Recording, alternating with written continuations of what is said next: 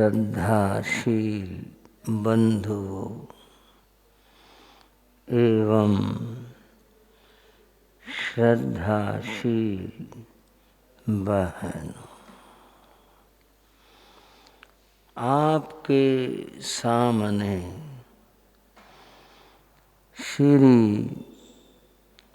उत्तराध्ययन सूत्र के 23वें अध्ययन केशी स्वामी और गौतम स्वामी इनका संवाद, मिलन, वार्ता, उसकी चर्चा चल रही है। इस चर्चा में प्रसंग आया समय का। समय का व्यक्ति पर, जनजीवन पर और उसकी सोच पर प्रभाव पड़ता है। यहाँ कुछ मुश्किल हो गई।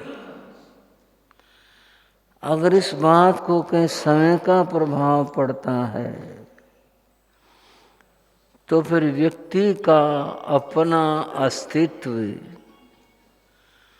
उसकी सोच, उसका पुरुषार्थ, उसका कर्म, इनका क्या महत्व होगा? मुश्किल बात है। और ये मैं आप बंधुओं को बताना चाहूँगा, ये मामला इतना आसान नहीं है। आप सोचे कि महाराज इसे सुलझा देंगे, बता देंगे, इतना आसान नहीं है। फिर आप कहेंगे बताएगा कौन? ये तो बड़े बड़े दार्शनिकों, विद्वानों का चिंतन का विषय है। इसका समाधान बहुत मुश्किल है। फिर भी थोड़ी सी बात समझने के लिए करते हैं। 5 सिद्धांत हैं। कितने भाइयों? उन 5 सिद्धांतों का यथास्थान प्रयोग करना, यह व्यक्ति के लिए समस्याओं का समाधान है। और इनको जोड़कर अपनी अपनी जगह समझ कर चलना है। वो पुरानी कहानी की केवल याद दिलाऊंगा जिसमें 5 अंधों की बात थी जो हाथी देखने गए थे। कठिनाई तो यही हो गई कि अंधा आदमी देखेगा कैसे? अंधा आदमी कैसे देखता है? एक चक्षु दर्शन है, एक अचक्षु दर्शन है। चक्षु दर्शन आँखों से होता है, आँखों से देखा जाता है, वो चक्षु दर्शन है। हम सभी चक्षु दर्शन आँखों से देखते हैं। एक अचक्षु दर्शन है, आँखों के बिना देखना। तो फिर यूँ कहीं भी किसी को आत्मज्ञान होगा? नहीं। आँख चक्षुर इंद्रिय, इसको छोड़कर शेष इंद्रियों से जो ज्ञान होता है वह अचक्षु दर्शन होता है। देखो समझाते हैं अचक्षु दर्शन की बात। आप बैठे हैं, मैं बैठा हूं, एक व्यक्ति जीने में था, उसके पांव की आहट हुई, आवाज हुई। उसकी आवाज सुनकर कई बार आप हरिराम तो आ लिया, मनोहर तो आ लिया, देवदत्त तो आ लिया, अरे देखा नहीं, कुछ नहीं, केवल पांव की आवाज से और आपने कह दिया हरिराम आ गया, और वो हरिराम ही था। होता है कि नहीं ऐसा? ये अंदाजा नहीं हुआ, उसके पांव की जो आहट हुई, हम उससे परिचित हैं, वो हमारे कानों ने, श्रोत्र ने ग्रहण की, हमारे कानों ने ग्रहण की, और ग्रहण करते ही हमारा दिमाग इतना, हमारा मन इतना फास्ट है, तत्काल उसने मिला लिया, इसकी आवाज़ उस किसी और की जैसी नहीं है, अलग है, और हमने फटका, वो आ गया। किसी ने खांसी करी और वो फलाना आ गया, लो पता चल गया बद, और वो ऐसा होता है। ये अचक्षु दर्शन है। ये जो हुआ अचक्षु दर्शन हुआ, कानों से। कितनी चीजें गंध से पता चल जाती हैं, कहीं से गुजर रहे हैं, भाई वो फलाने इलाके से गुजर रहे हैं, भाई कैसे पता? भाई खुशबू आ रही थी, वहाँ बाग बहुत है, वहाँ फूल है, वहाँ पता चल गया। और ट्रेन में हो, बंद थे, कुछ पता नहीं था, और बता दिया, और ठीक वहीं से गुजर रहे थे। अचक्षु दर्शन हुआ। बंधुओं, जिह्वा से भी अचक्षु दर्शन होता है, और अंधेरे में रात में छू कर हम तभी बता देते हैं ये चौकी है, ये फलानी चीज़ है, ये अमुक चीज़ है, ये ऐसा है। हमारे पाँव बता देते हैं कि भी ये इधर ऐसा है। ये सब कैसे है? ये अचक्षु दर्शन है। दर्शन है, परंतु बिना आँखों के, अन्य इंद्रियों से होने वाला ये ज्ञान अचक्षु दर्शन कहलाता है। बंधुओं, बात समझते हैं। चक्षु दर्शन और अचक्षु दर्शन, हमारी जो चर्चा चल रही है, वह चर्चा चल रही थी उन 5 अंधों को लेकर के। ठीक है ना? याद दिला रहा हूं। वो क्या, वो अंधे कैसे देखेंगे? वो अचक्षु दर्शन से देखते हैं। देखते हैं किससे? अचक्षु दर्शन से। वो गए देखने के लिए, उन्होंने पूछा इधर उधर, हाथी बता रहे हैं इधर, बोले हाँ ये सामने खड़ा है। किसी ने कहा 2 कदम और आगे चलो, उन्होंने टटोला सा और उनका हाथ हाथी को लगा। 5 आदमी थे और अलग अलग से थे कुछ, उनका हाथी के 5 अंगों पर हाथ लगा। कहानी आपको मालूम है, बढ़ाना क्या है, बात समझने के लिए कह रहा हूँ। एक का पाँव पर लगा, एक का पूंछ पर लगा, एक का पीठ पर लगा, एक ने दांत ही जा पकड़ा, एक ने सूंड पकड़ लिया। ये देखकर अपने अपनी तरह से वो सारे पीछे हट गए। फलाने फलाने, हाँ भाई हाँ भाई, इकट्ठे हुए कहीं बैठे। देखा भाई हाथी, तो सुना तो करते हाथी होता, पर आज पता चला। एक ने कहा और यूं कहते थे बहुत लंबा चौड़ा होता, यूं होता, कुछ नहीं, खंबा सा था।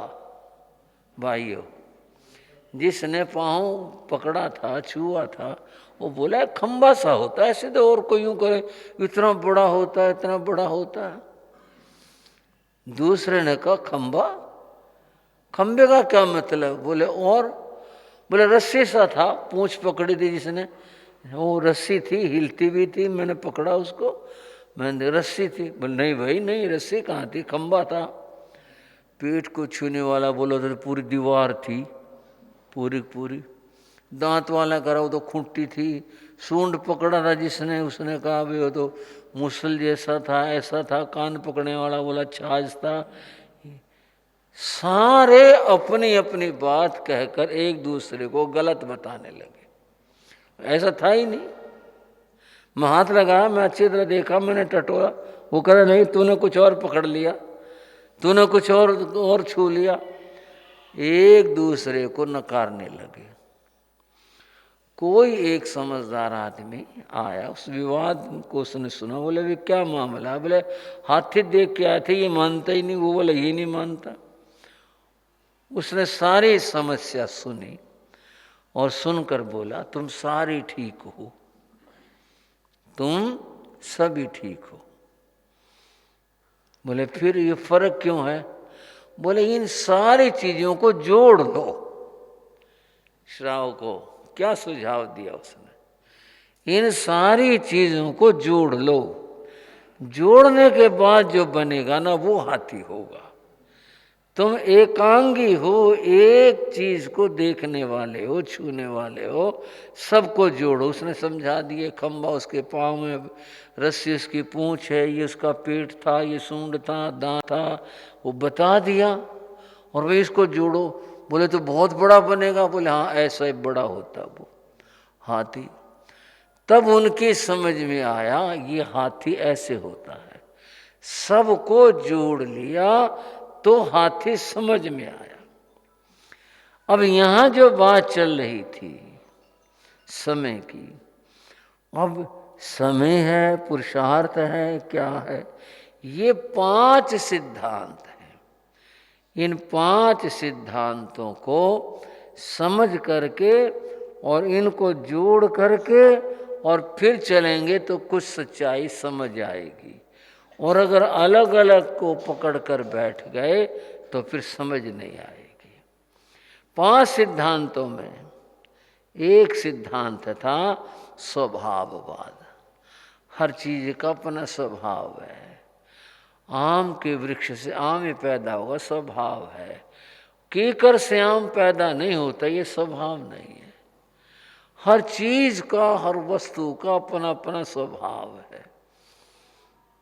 अब यहाँ स्वभाववाद में कोई कर्म को बीच में लाए, कोई पुरुषार्थ को बीच में लाए, कोई जो है कुछ और चीज को बीच, समय को बीच में लाए, ये व्यर्थ है। इतना ही सोचो बस, इससे आगे नहीं। थोड़ा सा इतना ही सोच लो भाई ये स्वभाव है, बस इतनी बात खत्म।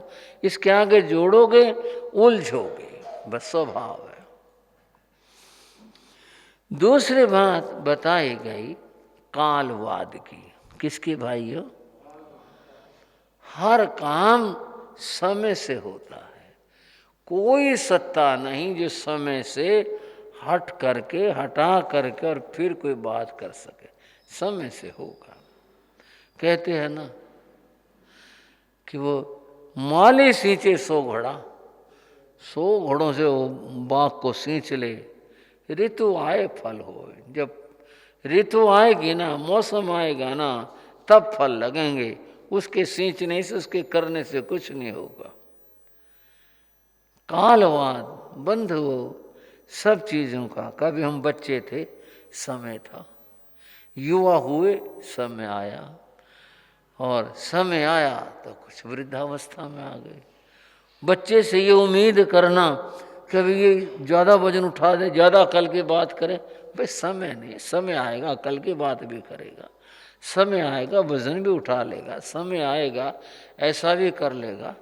और कोई अहंकार करने लगे अपने जवानी का, अरे भाई समय आएगा जवानी का भी पता चल जाएगा। उस समय में बुढ़ापा जब आएगा, हर काम उसका समय होता है। जो व्यक्ति समय को समझता है उसमें धैर्य आता है। समय की बात है, कोई बात नहीं भाई। पहले भी बताया था, भीलन लूटी गोपियों, वही अर्जुन वही बाण। वही अर्जुन था, वही बाण थे, वही सब कुछ था। और फिर भी भील उनको लूट के ले गए। फिर उसे पता चला कि मैं अपने आप में इतना धनुर्धर था, मैं इतना बड़ा था, मैंने महाभारत का युद्ध जीत लिया। पता चला समय की बात है। वही अर्जुन वही बाण। बंधु, व्यक्ति क्या करे? व्यक्ति पुरुषार्थ करे। ये पुरुषार्थवाद है। बिना करे कुछ, बिना पुरुषार्थ के कुछ नहीं होता। पुरुषार्थ जरूरी है। कुछ भी जीवन में होगा उसके लिए पुरुषार्थ अपेक्षित है। आप कहोगे कर लो पुरुषार्थ, कीकर को आम लगा के दिखा दो, क्या पुरुषार्थ करेगा? ऐसा नहीं। हर चीज का दायरा है, उसको उसमें रखो, बाहर मत निकालो। अगर आपने, यानी आपका मतलब आपको व्यक्तिगत नहीं कह रहा, सिद्धांत की दृष्टि से कह रहा, अगर हमने तथ्य को समझना है तो हमें हर चीज को सीमा में रखना पड़ेगा। हम कुछ ये सोचे भाई यूं कर दें, यूं कर दें, पुरुषार्थ के बिना कुछ होगा ही नहीं। सच्चाई है यह है, लेकिन ये भी सच्चाई है कितने पुरुषार्थ कर लो, सब कुछ पुरुषार्थ से नहीं होता, एक सीमा है उसकी भी, क्योंकि उसके आगे एक और सत्ता है, कर्म की सत्ता है। पुरुषार्थ तो सारे दिन मजदूर ने किया, शाम को रुपया धेला मिला, बताओ क्या हुआ पुरुषार्थ।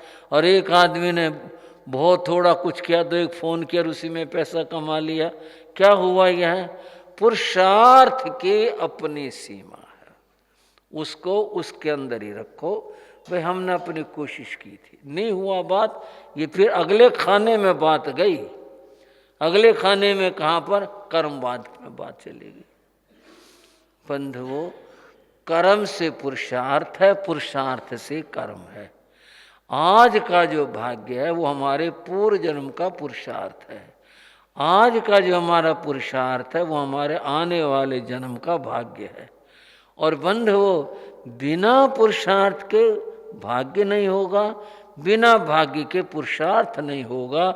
ये दोनों दिन और रात की तरह से, एक आ रहा है एक जा रहा है, इस तरह से होता है। बच्चों की पहली है, तू चल मैं आया, दिन और रात, इसका अर्थ था, अर्थात कि दिन बीता रात आई और रात बीती दिन आया, तू चल मैं आया। भाग्य पुरुषार्थ करवाता है, पुरुषार्थ भाग्य बनाता है, ये इनका मामला है। बंधुओं, ये चार बातें अगर हमारी उसमें दृष्टि में रहें तो हमारा मन खेद खिन्न नहीं होगा। क्या करें भाई, बड़ी मेहनत करी थी भाई, कुछ नहीं, धैर्य करो, संतोष करो भाई, अपना कर्म इतना ही था।